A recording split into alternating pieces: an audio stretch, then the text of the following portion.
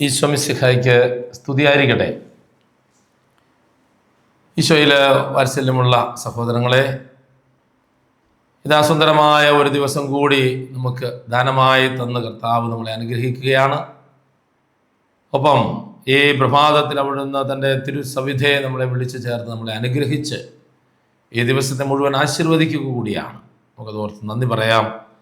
ദൈവത്തിൻ്റെ അനന്ത കാരുണ്യത്തിന് നന്ദി പറഞ്ഞുകൊണ്ട് ദൈവകരങ്ങളിലേക്ക് നമ്മളെ പരിപൂർണമായി സമർപ്പിച്ചുകൊണ്ട് ഇന്നത്തെ നമ്മളെ എല്ലാ പ്രവർത്തനങ്ങളും ദൈവകൃപ നിറഞ്ഞതായിരിക്കാനായിട്ട് കർത്താവെ അവിടുന്ന് കരുണയായിരിക്കണമേ എന്ന് പ്രാർത്ഥിച്ചുകൊണ്ട് നമുക്ക് ഈ ദിവസം ആരംഭിക്കാം.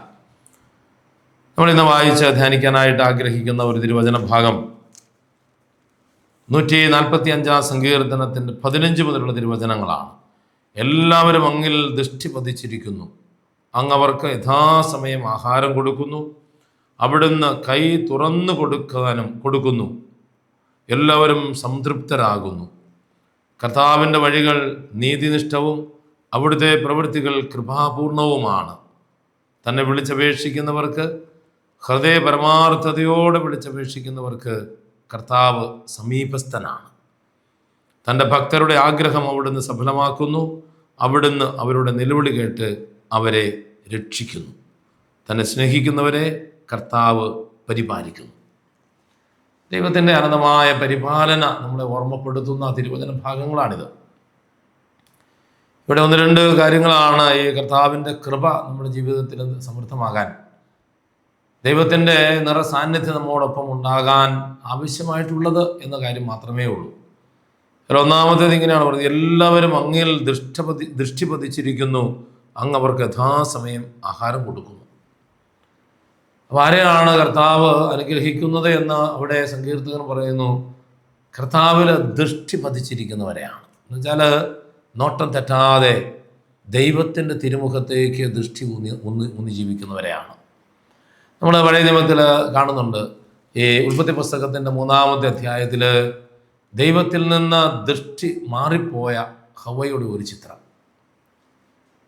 അതുവരെ ദൈവത്തിൻ്റെ തിരുമുഖത്ത് നോക്കിയിരുന്ന ആദവും ഹവ്വയും, എന്നാൽ നിർഭാഗ്യവശാൽ അവരെ വഴിതെറ്റിക്കാൻ വന്ന സാത്താൻ്റെ മുഖത്തേക്ക് ഹവ്വ നോക്കി. അതവൾക്ക് വിനാശത്തിന് കാരണമായിട്ട് തീരുകയും ചെയ്തു.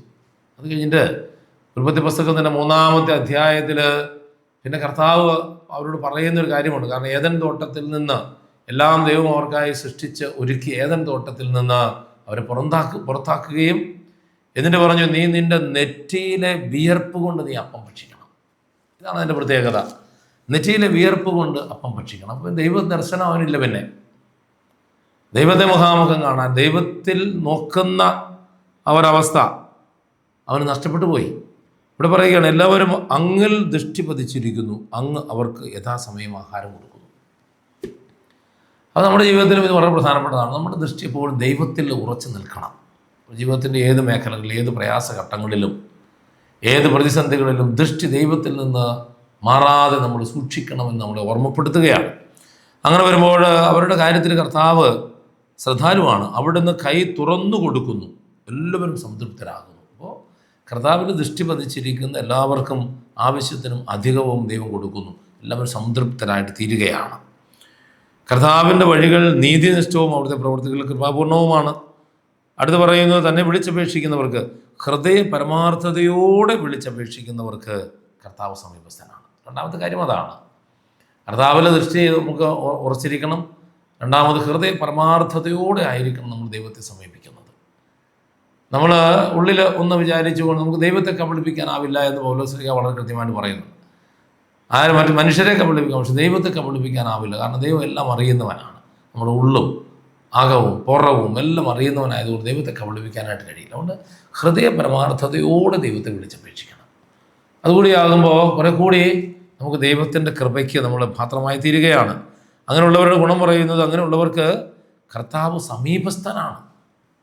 എവിടെയെങ്കിലും ഇരുന്ന് ഇവരെ അനുഗ്രഹിക്കുന്ന ദൈവമല്ല, ദൈവം കൂടെ നടക്കുകയാണ്. അതാണ് നമ്മൾ മലയിലെ പ്രസംഗത്തിൽ മത്തായി സുവിശേഷത്തിൽ 5-ാം അധ്യായം നമ്മൾ കാണുന്നുണ്ട്.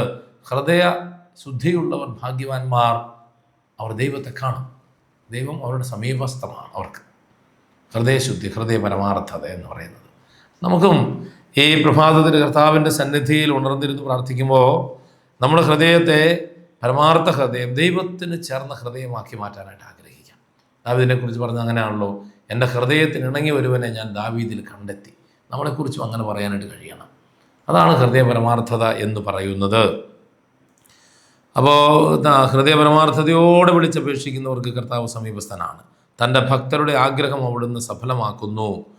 അവിടുന്ന് അവരുടെ നിലവിളി കേട്ട് അവരെ രക്ഷിക്കുന്നു.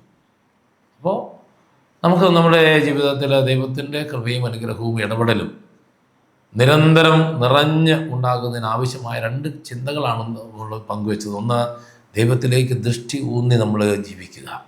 രണ്ടാമത്, ഹൃദയ പരമാർത്ഥതയോടെ കർത്താവിൻ്റെ തിരുമുമ്പിൽ നമ്മൾ വ്യാപരിക്കുക. പ്രവാചകൻ്റെ പുസ്തകത്തിലാണ് പറയുന്നത്, അത് പറയുന്നുണ്ട്, അതായത് നീ കർത്താവിൻ്റെ മുമ്പിൽ വ്യാപരിക്കുക, നീതി പ്രവർത്തിക്കുക, കരുണ കാണിക്കുക. ഇതാണ് 3 പ്രധാനപ്പെട്ട കാര്യങ്ങളായിട്ട് അവിടെ പറഞ്ഞു വയ്ക്കുന്നത്. അപ്പോൾ നമുക്കതുകൊണ്ട് കർത്താവിൻ്റെ മുമ്പിൽ വ്യാപരിക്കാൻ, ഹൃദയ പരമാർത്ഥതയോടെ വ്യാപരിക്കാൻ, കർത്താവിൽ നിന്ന് ദൃഷ്ടി മാറിപ്പോകാതെ കർത്താവിൻ്റെ ദൃഷ്ടി ഊന്നി ജീവിക്കാൻ നമുക്ക് ആഗ്രഹിക്കാം. ദൈവം നമ്മുടെ എല്ലാ കാര്യങ്ങളും, നമ്മുടെ ജീവിതത്തിൻ്റെ എല്ലാ മേഖലകളിലും കർത്താവ് കടന്നു വരും, കർത്താവ് അനുഗ്രഹിക്കും. കാരണം അവിടെ നമുക്ക് സമീപസ്ഥനായിരിക്കും.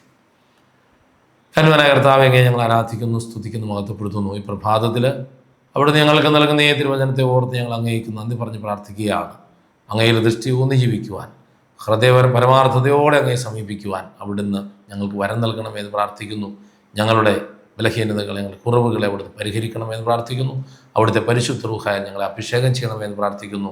ഈ പ്രാർത്ഥനാ ശുശ്രൂഷയിലായിരിക്കുന്ന ഓരോ മക്കളെയും അവരുടെ നിയോഗങ്ങളെ സമർപ്പിച്ച് പ്രാർത്ഥിക്കുന്നു. പ്രാർത്ഥനകൾക്ക് ഉത്തരമരുളി അവിടുന്ന് അനുഗ്രഹിക്കണമേ. ആമേൻ.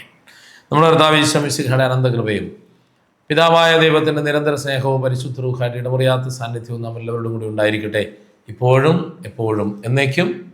ആമേൻ. എല്ലാവർക്കും നല്ല ദിവസവും ദൈവാനുഗ്രഹവും സമ്മാനിക്കുന്നു. നാളെ പ്രഭാതത്തിൽ 5 മണിക്ക് നമുക്ക് ദൈവസന്നിധിയിൽ ഒന്നിക്കാം, ദൈവത്തെ മഹത്വപ്പെടുത്താം. ഈശോ മിശിഹായ്ക്ക് സ്തുതിയായിരിക്കട്ടെ.